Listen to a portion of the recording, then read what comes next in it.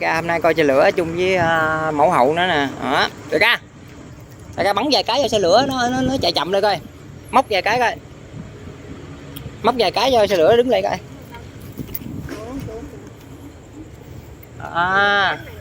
Ôi rồi xe lửa nó chạy chậm kìa.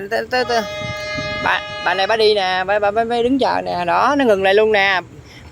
Bên có đi không? Hả? Ở đây là cái bến của người ta đây mà không ngừng, ra Bình Triệu đây mà tự nhiên sao không ngừng? Sao không ngừng, bị gì vậy? Đó, Quang Hô coi, đứng Quang Hô lấy nón mặt nạ ra Quang Hô cho nó coi rõ xíu đó. Đội nón qua bên. Wow.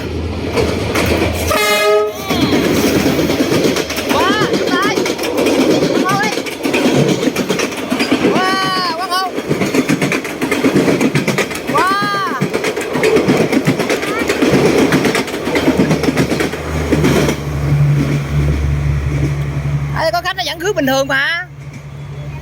Buổi sáng đứng đó đón bình thường á. Wow, vỗ tay coi, một là đi đây, hai là đi chỗ Dĩ An. Nó té vô người luôn, thấy té vô người luôn kìa. Wow, xe lửa máy bay đi con, máy bay đi. Hẹn gặp lại nó đi. Đó bà. Trời ơi, bắn xe lửa nữa rồi xe lửa nó bắn khóc rồi kìa. Rồi.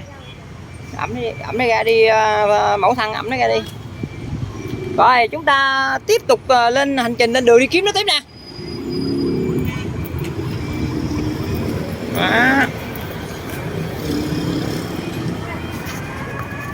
Đó. Xe cứu hỏa luôn kìa.